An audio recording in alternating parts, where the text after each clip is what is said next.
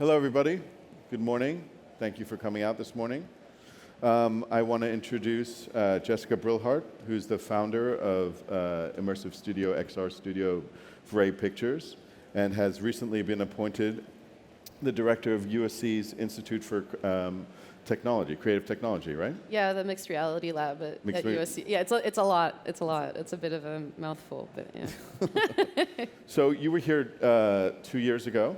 I was. And you were with Google at the time, right? I was, yeah. And you were doing mostly VR, is that right? I was, yeah. I was their principal filmmaker for VR around the time that they were starting to do virtual reality for the first time, and I was still a filmmaker that had absolutely no idea what I was doing. So yes, that was my job for a couple years. And so what can you explain a little bit about your job at that point in time, because you shifted from being a traditional filmmaker to just this whole new emerging world? Yeah, I mean, I started as a traditional filmmaker. I didn't really understand, I understood immersive in so much as I played video games and computer games, my whole life. And at the time, filmmaking was so siloed, and it was such a specific medium and such a specific craft that I didn't really see where I could fit gaming and so on in it, and it wasn't really a time to do that. So when I got involved with VR, it came because Google was developing a 360-degree camera, and they thought that filmmakers would know what to do with it. And they were sort of right. Fortunately, I had enough background in gaming that I could understand it, which we'll talk about more later. But yeah, so I started my career just working with this rig and absolutely being completely confused by the whole thing. Like I describe it as one of the most painful experiences of my life, because it really felt like my brain was rewiring itself to accommodate a medium that required a lot more from me as someone who would be accepting and embracing of other people's opinions, other people's perspectives, other people's stories. And the medium itself wants to do that, wants to embrace that. So it requires a whole new language and a whole new way of going about creating work. And I remember you talking about like how you had to learn how to work with engineers at the time. Yes. And that was something that was a new challenge for you? Yeah. Well, I'm not an engineer, but I'm a bit of a nerd, I think. Like, I wish I could have. I think a lot of us sort of fit into this category where we either wanted to be in computer science. Maybe it's just me. I don't know if it's everyone, but computer science or filmmaking, and it was either one or the other. It was a bit mutually exclusive at the time. So it wasn't like I couldn't communicate with engineers. I just wasn't one myself, so there was a limit. But I think more and more often now you're finding that engineers are kind of work in that same world too. Like my technical director, Igal Nassima from Superbright is, incredibly creative. I think he would say he has limits though in terms of how he can express himself to, say, a filmmaker or to a creative director, which doesn't make him any less creative. It just makes the way that he expresses himself creatively different.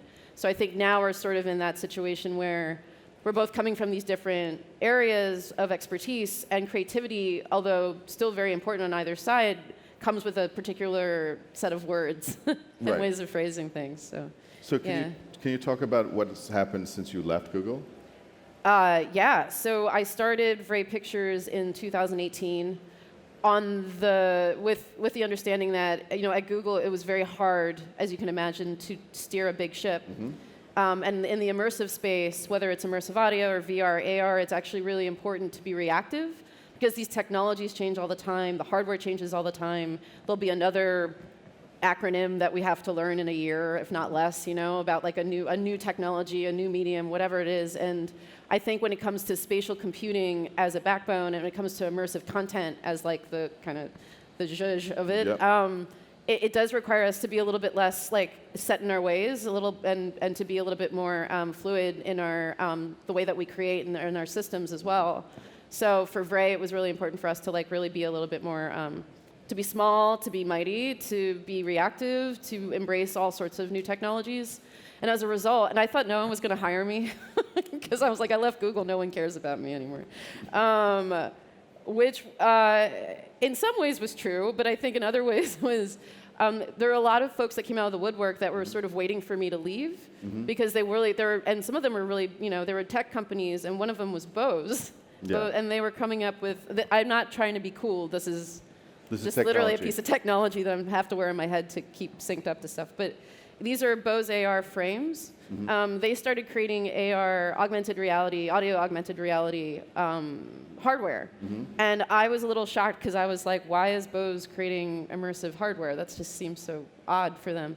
But they've been working on this technology for a while, and they were asking me what I would do with it. And that's part of the reason I'm here is I suddenly found myself going from filmmaking to immersive content, like specifically VR and then AR. And then now I was in the middle of immersive audio, creating essentially a platform that would allow for people to experience audio in a whole new way. And you have one of your pieces here, right? Yeah, so the platform's called Traverse. We have a piece with a really great artist, Gadi Sassoon, who just walked in. And he, it's back there. It's basically reimagining a piece that he created actually with the intent of it being spatial. It's a track called Chaos and Order from his Multiverse album that he created, which has a really cool backstory that I can't even begin to talk about, so you have to find him. And, but the idea is to create a Traverse, just as, should we just talk about Traverse first? Yeah, go for it, yep. Oh yeah, there it is. So when Bose asked me what I would do with audio AR, I was like, well, I mean, a lot, I guess. They had actually showed me a really awesome use case of it where, because I'm really skeptical of new tech. I think I've just become a curmudgeon over my years, but and so they basically showed me a demo of, you know, when you get out of the subway or you're walking around and you're looking for your restaurant or for that location and you're kind of doing this thing where you're like, where's the compass? Where am I supposed to go? And so they were like, you remember these moments where you do this? I'm like, yeah. And then a voice behind me said, it's over here. Yeah. And I immediately turned in the right direction. I was like, oh my gosh. I forgot, like that's, our hearing is, I mean, it's not like we don't know it, but the hearing is so important for us and it's such an immediate, we have such an immediate response to things we hear. Evolutionarily speaking, I think it's like one of the earlier perceptual abilities that we developed because we need to know that that dinosaur, Yeah. angry. In my mind, in the past, there was a large dinosaur that we had to protect ourselves from. But, or like a predator was back there, danger was back there, and we would turn. I think it's because I love Jurassic Park, and I just assume we've all grown up with dinosaurs. Okay. So can you talk about how the glasses actually work in that way so people understand? So there's a sensor, there's an AR sensor within the frames themselves that understand rotation of the head. It does require a phone in order to be able to get that information, and you know it doesn't know necessarily what to do with it, but applications that are built on a mobile device can tell it what to do. Yeah. So in that case, it was leveraging maps to sort of figure out rotation, and then would deliver a response depending on which way you were looking. And by response, I mean it would know positionally where to place based upon the direction of your rotation relative to what true north was. And so it's got a bunch of speakers in the temple, and your ears are uncovered. Yeah, right? it's awesome because the way that it's not bone conducting. Yeah. It's like basically like pushing. Projection. Yeah, exactly. So, so yeah, I mean, for me, what was important was just to go back to like why Traverse was important.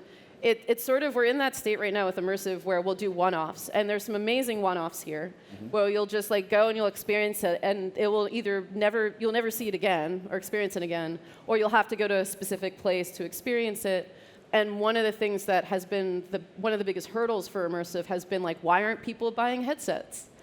And it's like, well, because no one understands what this is, and no one wants to put a giant plastic thing on their face, like. I don't mind it, but I'm into it, and I don't think most people are, because it doesn't make sense. The technology is expensive, it changes all the time, it no longer gets supported after a while. Like, it's frenetic, it's chaotic, and it doesn't make a lot of sense. But when it comes to audio, the fact that like these are specific hardware, but Bose built this hardware into their QC35s, their noise-canceling headphones too, which people generally, I mean, for the most part, could get and use them as headphones already, or use them to, talk to people or whatever, or just sleep on in an airplane, which is what I do. So it made sense from a hardware perspective to not add more clutter to an already cluttered ecosystem, but to leverage what was already there and to streamline it. And on top of that, people understand like the idea of being able to move through a piece of audio, like taking a multi-track experience of, say, a favorite song, provided that it exists. Like take the stems, put the stems into space, and be able to move around that space. So you could essentially be in the studio with someone. You could be in a live scenario performance with someone. You could be in, basically anywhere in the world. You could be at NASA, you could be in the middle of the Amazon, and be able to actually move through the space just using what you hear and maybe some very simplified visuals. So it wasn't just about doing a one-off experience anymore. I could do a one-off experience, or I could actually create a platform that would allow for other artists to create experiences too, and to actually create an ecosystem finally where people can actually experience and be I hate saying being immersed, but being immersed in these projects as well, and make it available to everybody. So you wanted to take us under the hood of the technology. Do you want to do that now? Sure. Okay. So Traverse. Yeah. So this is what the menu looks like. If you can actually download it on the App Store. This isn't a plug. I'm just saying if you want to and you have Bose AR device, you can do it. But we don't believe that this is the end result of the menu. This is a beta version of the app. Something to bear in mind with creating spatial audio experiences is to think about the entirety of what the experience will be. It's about the onboarding. It's about how people actually interact with what they're familiar with. So as much as I believe in the future of spatial computing and design being less about these menu button pushing things and more about how we explore a space, for now this is what it looks like. And you can click on, we worked with the Elvis Presley estate, which we'll go into, using a multi-track recording from 1969. And we used publicly available assets from the Insight lander on Mars to create an educational spatial audio game, which is pretty cool as well. By default, we created this. We still are of the belief that we love the abstract of what audio, like the abstract world that audio creates, and we don't want to give too much information up top, but we do believe there needs to be some sort of visual understanding of the space. So we call it the aura, the Traverse aura, and you essentially can walk through it and that's it. I mean, that could be all you do, and that's fine.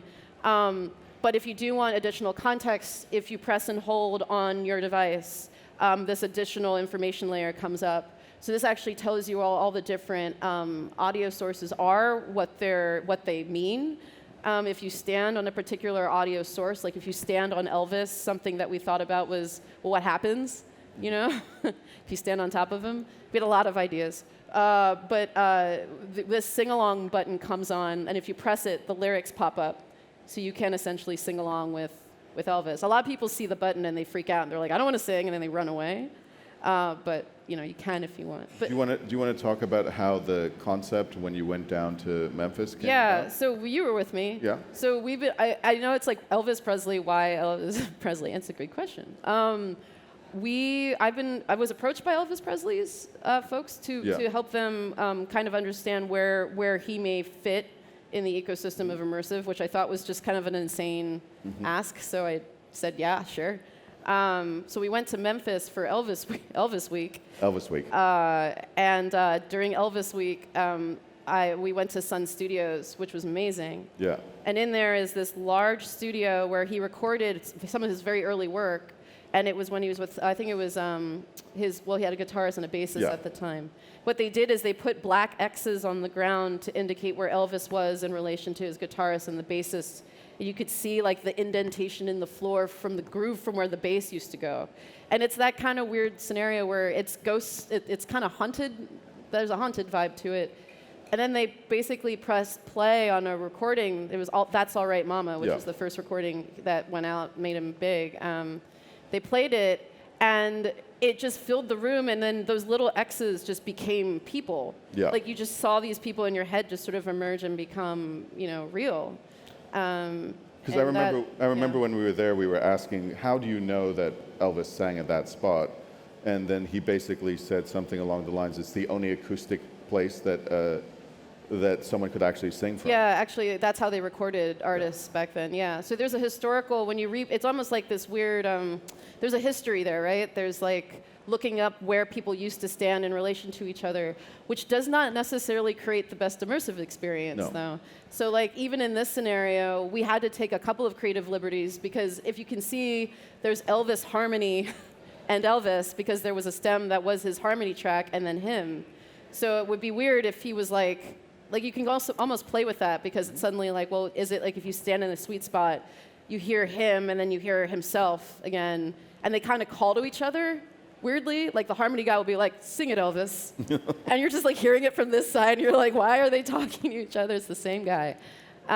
So I think the point of Sun Studios, though, was that it kind of reminded me of how important audio was and how much it actually filled a space and gave you a sense of space, and how you really didn't need very many visuals to dream up of a scenario or to imagine what something might have been like.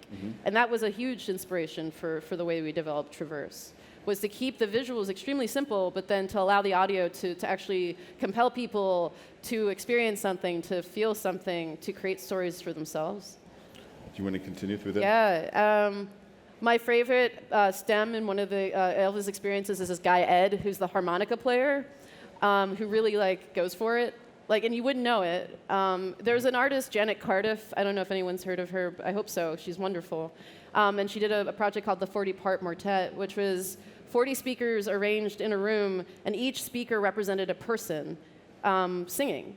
So if you stood in the middle, you would hear the entirety of the track, like the way you would normally hear it, right? But obviously more dynamic because it's around you. But if you walked towards any of the speakers, you would get much more of a personalized understanding of like who that one person was, the way that they breathed, the way that they maybe made a couple mistakes, the way that they were like awesome or maybe not as awesome. Like you kind of get a sense of who they were as people. And so what's great about this is you get a similar effect where if I never knew Ed. I mean, it's always about Elvis every time you hear these tracks. But walking towards Ed, suddenly I heard how much air he was pushing out into this harmonica. And he was really the champion of that track. Like, but you would never know it because no one ever celebrates the harmonica player in an Elvis track. But finally, you could actually appreciate Ed for who he is. So you have the capacity to actually understand different musicians for the first time and to really respect them and appreciate them beyond the front singer, the person front and center. It is not important that you hear this because I sang, and you don't want to hear me sing. But I used this at South by Southwest. We premiered it there this past year. And what was interesting was even though this was an at-home application, we used it for a lot of live stuff as well. So this was a live streaming of me just essentially walking over people and live mixing an Elvis track, I guess, and showing people how we could do that. It was terrifying because live demos are generally terrifying. From Elvis in Memphis was the first experience. We actually did 2, Suspicious Minds and Power of My Love, which is from a 1969 multi-track recording. The Arm of Insight. So the Insight lander doesn't move. The rovers move, but the landers land, and they kind of just stay there. But the arm actually moves. So we created this experience which essentially is a bit of a game, and it's to show what we could do, like how much more visual can we give to this experience. People do need visuals. They need something to latch onto. We unfortunately have sort of lost the capacity to only use our hearing. We're actually quite bad at listening, I think, including myself. But the idea that you could actually create a much higher fidelity visual experience, and whether or not that made it more interesting or more compelling, or whether or not that took away, it's something that we're constantly exploring. Yeah. But we did it that way as well. Both those experiences are available on the app for free, so you can download it. We did an experience with Yo-Yo Ma, his performance of Bach's Cello Suite No. 2 in D minor. And what we did is for Tribeca Film Festival. We're crazy because we're like, why are we doing this to ourselves? Because it was intense. We basically mapped Yo-Yo Ma's performance of the Cello Suite to a building in New York. So as you moved to the roof, you essentially moved through the movements of Bach as you ascended to the roof. And so we used these really great markers designed by artist Seogwon Chung. And each of these it's essentially a QR code, but I was told not to say that because it cheapens the thing, but it's a QR code. But it's a beautifully designed one. And essentially what people would do is as they moved through the building, they would scan, and as they did, it would start the movement itself, and then create the AR visuals around you.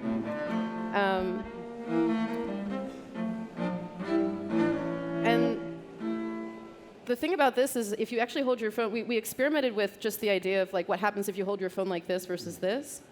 If you hold your phone like this in this experience, you see where Yo-Yo Ma is. So it actually puts Yo-Yo Ma as an audio object in the space near you. So you can walk around Yo-Yo Ma and such. But if you hold your phone like this, Seagal developed this really seamless way of like being able to hold your phone up, and then you would see the AR visuals around you. And again, the conversation comes how much visual do we actually need for this to be successful? Again, we're still not 100% sure what the relationship is. Yeah. But I think we wanted to give people flexibility. So if they really just wanted to put their phone like this, they could. If they wanted to put their phone like this, they could. And in this scenario, we actually, when we ended on the roof, a lot of folks actually ended up putting their phones down completely and just listened to Bach.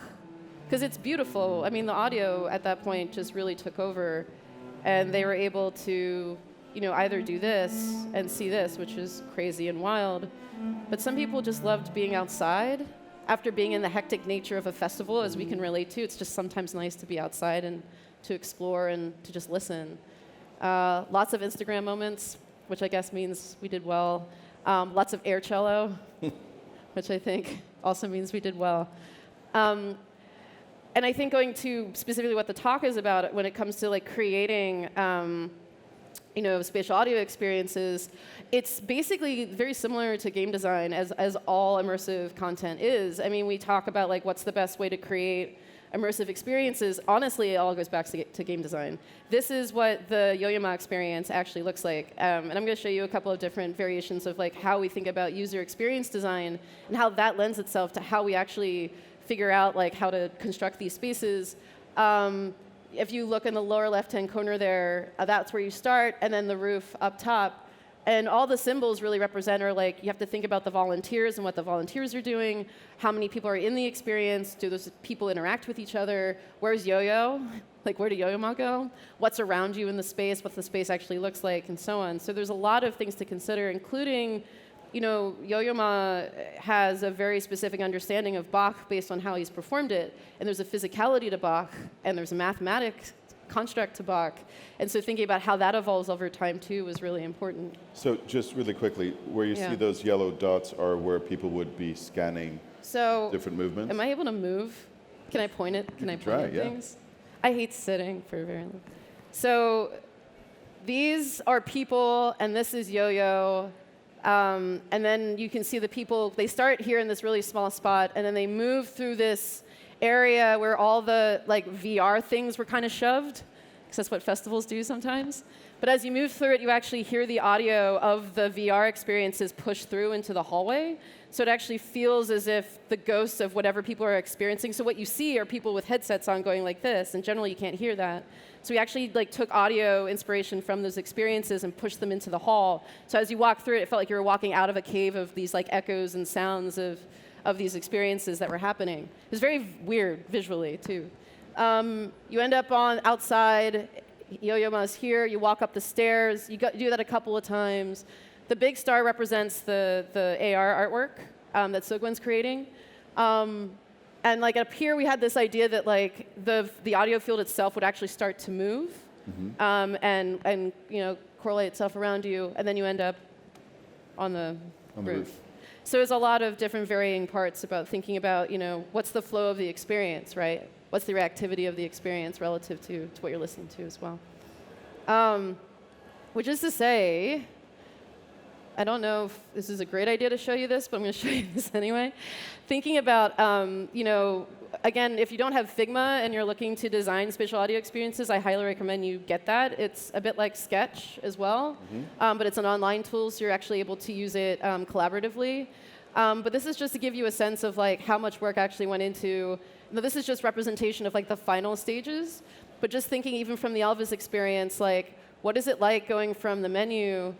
What happens when you have to load sounds? Are you just going to have people wait there and stand there and wait for the sounds to load, or are you going to actually deliver some additional information about the track or the experience itself? In the case of Elvis, it was like Elvis facts. I hate that we haven't done anything with a buffer screen yet. Yeah. We're just like, we'll wait for the thing to load. It's like, come on, like that's precious time that someone's like giving to you. Surely you can do. Yeah. Another thing too is generally we start people in the middle of the experience, but we realize that a lot of folks don't actually want to start in the middle. We want to get people to actually start moving around. So reorienting people was a big concern for us. So we actually have people walk to one of the stems. So we have either Reggie or Ed, depending on the track for Elvis. that you move towards so that you are in the right location in the space to begin your experience. And once you're there, the experience actually starts. And again, with the obligatory thank you very much at the end. Did you want to do your demo now? Sure, yeah. So we're in that state where I think it's really important for us, like if I had actually waited for, say, a Google or an Apple or a Spotify to create a platform for immersive audio experiences, I would have waited for a while, because the current landscape is all about streaming, not necessarily high-quality audio experiences. And it really was up to us to make the platform for ourselves. And working for tech for so long, I never thought that I would, as an artist, I never thought that I would be developing my own tech. And Gal, to his credit, is like an amazing director in his own right. So it was really, really fun to think about, human behavior, how people actually act, what they're apt to doing. Mm-hmm. An example is we were laughing about this yesterday, in Chaos and Order. There's a moment where, and I'll show you this really quick, but here's an example. We literally changed this this morning, because we would say things like, there's three sculptures would say things like, touch the strings. And people saw it on their phone, and then they would use their phone to touch the strings. Mm-hmm. And it's like, no, use your hand to touch the strings. But people are so confused by touch with what. To do, yeah. And the phone is part of me, and it's telling me what to do, so surely it wants me to do this to it. So there's this huge behavioral complexity there. So we had to change it to use your hand to touch the strings. We had to be more specific. So there's things like that, like the way that you actually express this stuff to people is actually really important if you want them to experience it in a specific way. We thought about the musical nature of things. This is all basically the entire onboarding process for Traverse. More specifically, calibration is really important, like figuring out how much space you actually have to work with. And people, the way that they do calibrations is kind of ugly and weird, and you have to scan a bunch of stuff. So this, and hey, I think we're gonna try this, guys. But I'm gonna show you what we actually did. Oop, okay. So basically, in the beginning of the calibration, let me see here. Oh, it froze. Give me 1 second. Stand by. You can ask me more questions as I finish. Anybody have any questions in the meantime?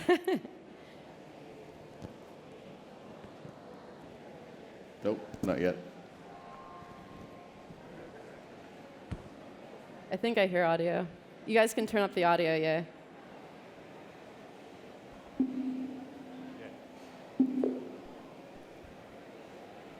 Do you have any questions for me, Jeremy? Oh, I got plenty of questions. Do you want to talk about your new role while we're doing this? Oh, I don't know if I want to talk about that yet. Okay. Why don't so we? Do you want? Yeah. So just talk about how it was to work with the Elvis estate. It was pretty amazing, actually. You guys can switch to the background for now. I'm just going to try some things out here. It's interesting because working with the Elvis folks, I think was kind of has been interesting because I think musicians. Well, first of all, I actually want to talk more about working with Gotti, if that's okay. So Gotti Sassoon is an artist on Ninja Tune's label, but is a great composer in his own right. He's sitting right there.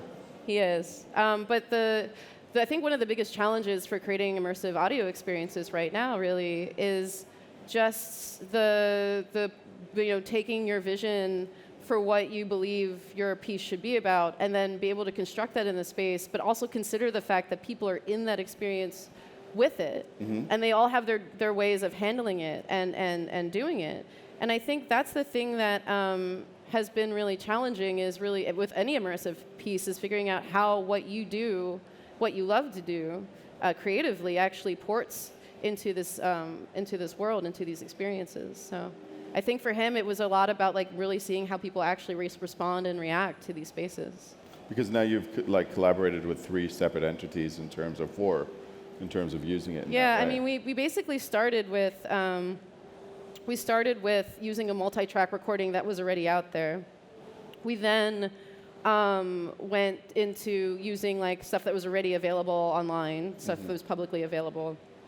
We talk a lot about the democratization of immersive content, and I think that's no different for me. I think personally, it's like if we can't make this like something that's relatable to a larger group of people, I don't understand why we do it in the first place, other than for it to be a bespoke art piece, which is great.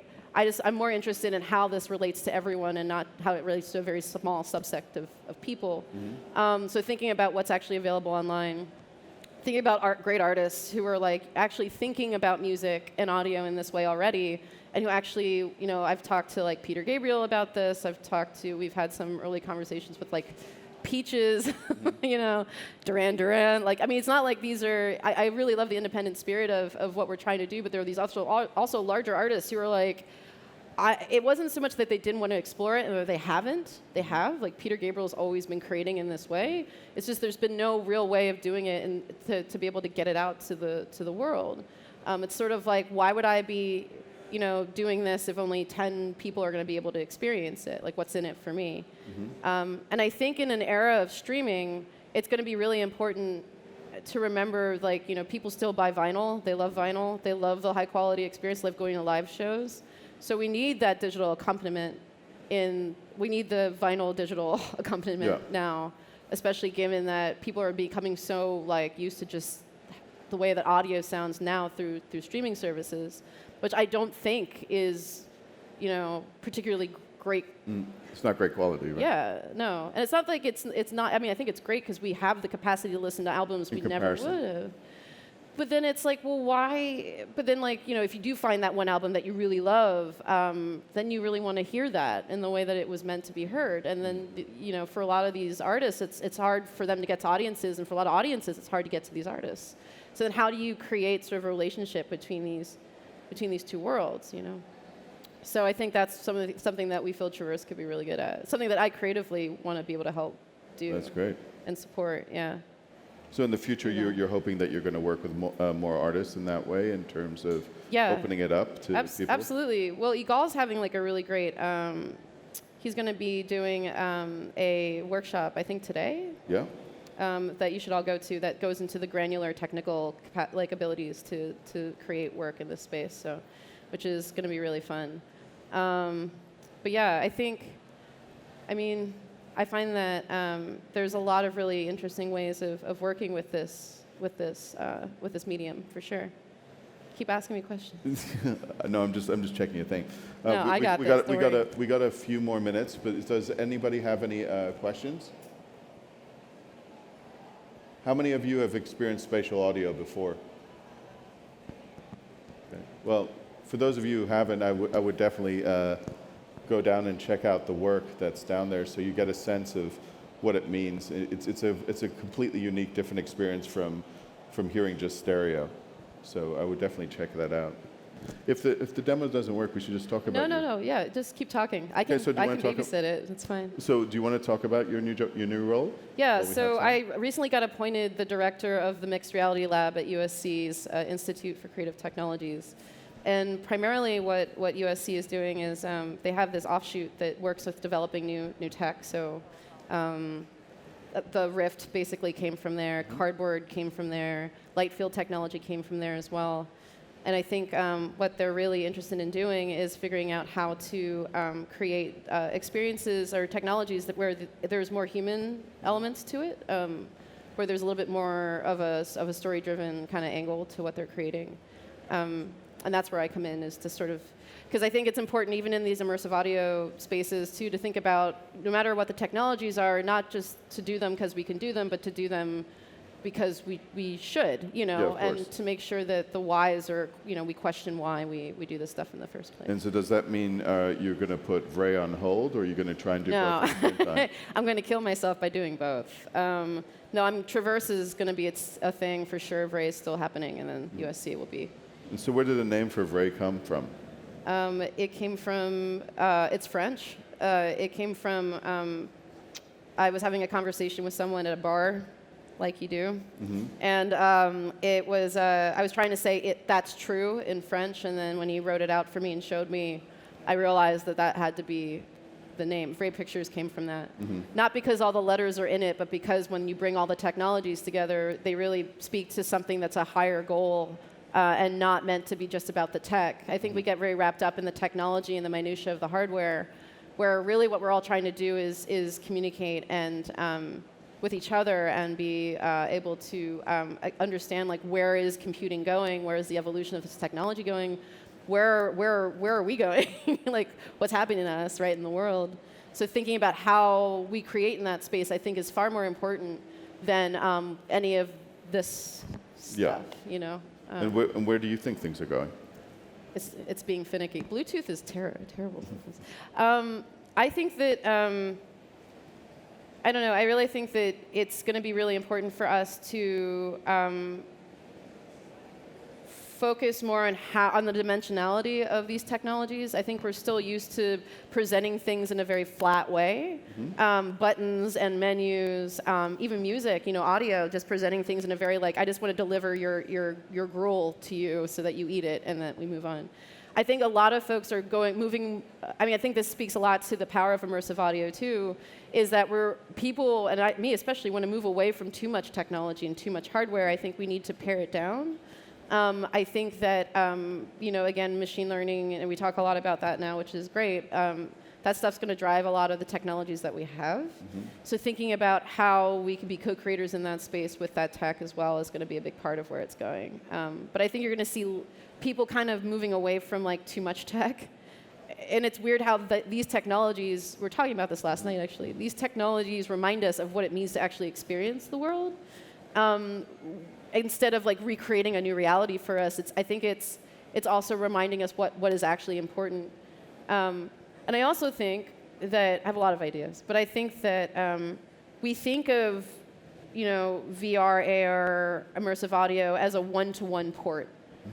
I need to recreate reality in the virtual space. And I think that's such a shame, because we can reimagine reality in such a beautiful way in this new virtual one.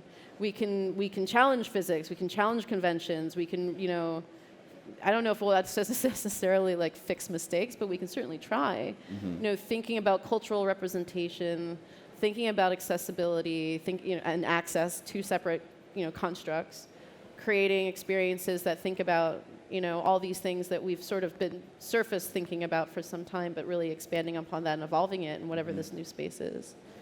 And what are you most excited about your new job?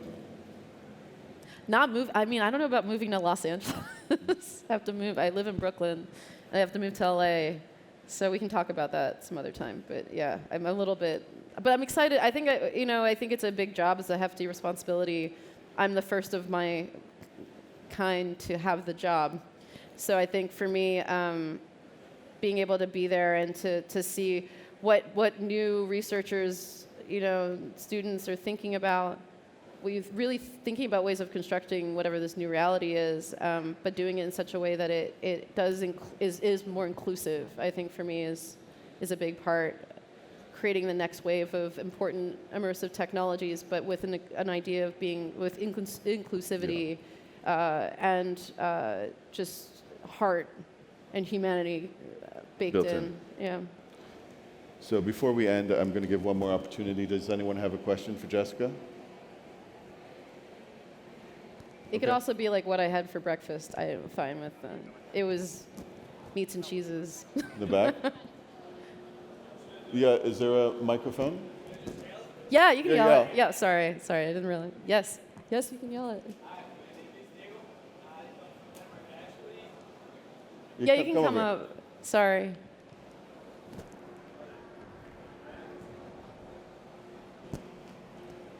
Oh, why is this working? Hi? Yes? Okay, perfect. Hi. Now I can keep my vocal cords. All right. So my name is Diego. I come from Creative Business Network.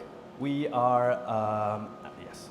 a foundation that helps creative entrepreneurship worldwide. Yeah. And my question for you is actually, we're really interested in this whole AR, VR experiences and how to actually make it a business. Yeah. So do you have any advice or any experience that you had creating a business out of that specific area?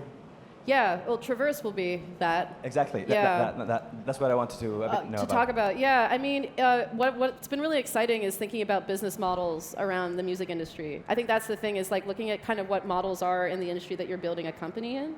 So with us, it was like, okay, now we're part of the music industry, sort of. So like, how does that work?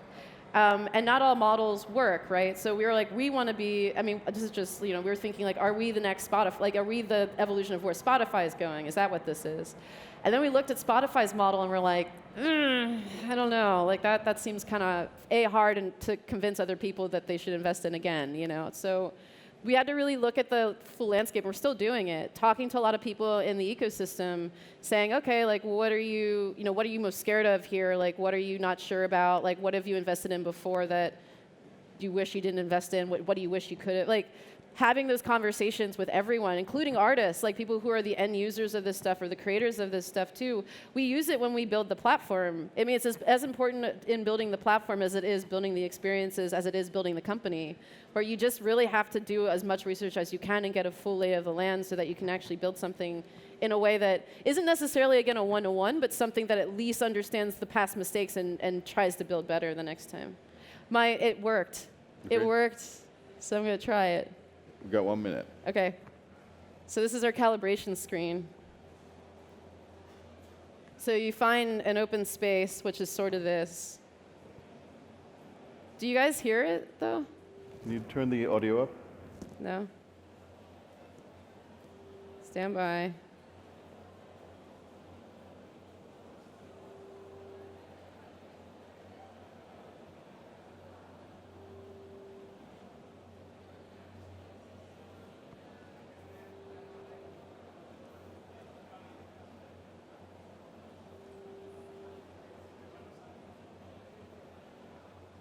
No?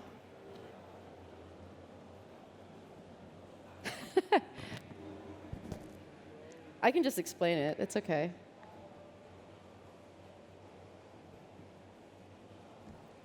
Anyone else have another question? Anyone else have any questions? Yes, go ahead. Yeah, okay, last question. Yeah, Tess. It's okay. Yeah. So my question is, how is Traverse associated with Mach 1? Oh, Mach 1, yeah, that's a Yes. great question.